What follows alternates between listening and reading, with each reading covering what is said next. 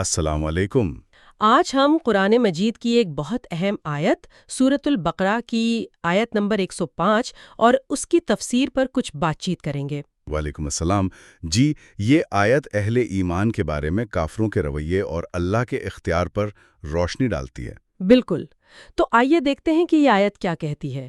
پہلا حصہ ہے ما یود الذین کفروا من اہل الکتاب ولا المشرکین ان ینزل علیکم من خیر من ربکم، یعنی جو کافر ہے، خواہ اہل کتاب میں سے ہوں یا مشرکین میں سے، جی، وہ یہ بالکل نہیں چاہتے، مطلب دل سے نہیں چاہتے کہ تم پر تمہارے رب کی طرف سے کوئی بھلائی نازل ہو۔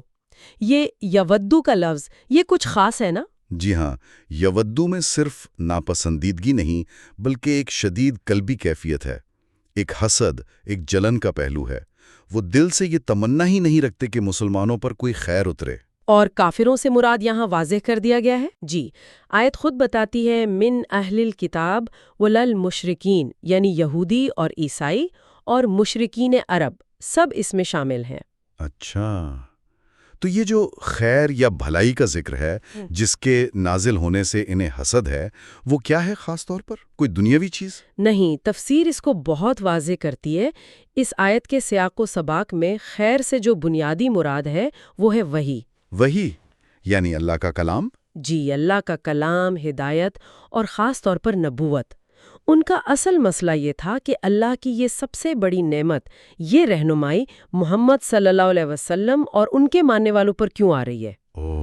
تو یہ منصب نبوت اور وحی پر حسد تھا۔ جی یہ تو بہت گہری بات ہے۔ بالکل۔ پھر آیت کا اگلا حصہ آتا ہے واللہ یختص برحمتہ من یشاء، اللہ اپنی رحمت کے ساتھ جس کو چاہتا ہے خاص کر لیتا ہے۔ جی، اور یہ پچھلی بات کا جواب بھی ہے اور اللہ کے اختیار کا بیان بھی۔ تو یہاں رحمت سے کیا مراد ہے؟ تفسیر کے مطابق یہاں رحمت سے خاص مراد نبوت ہے، یعنی اللہ جسے چاہے اپنی خاص رحمت یعنی نبوت کے لیے چن لیتا ہے۔ یہ مکمل طور پر اللہ کا اپنا فیصلہ ہے۔ اس میں کسی اور کی چاہت یا ناپسندیدگی کا کوئی دخل نہیں؟ قطعی نہیں۔ یختصو، وہ خاص کر لیتا ہے، من یشاء، جسے وہ چاہتا ہے۔ یہ اللہ کی مرضی اور اختیار مطلق ہے۔ اور آیت کا اختتام ہے واللہ ذو الفضل العظیم، اور اللہ بڑے فضل والا ہے۔ یہ فضل کیا ہے یہاں؟ فضل کا مطلب ہوتا ہے بغیر کسی استحقاق یا بدلے کے محض اپنی مہربانی سے عطا کرنا۔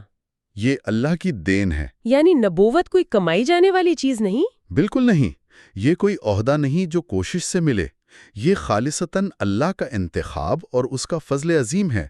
وہ جسے چاہتا ہے اپنی بے پایاں مہربانی سے یہ منصب عطا کرتا ہے۔ کیا اس آیت کے نزول کا کوئی خاص پس منظر بھی مفسرین بیان کرتے ہیں، کوئی واقعہ؟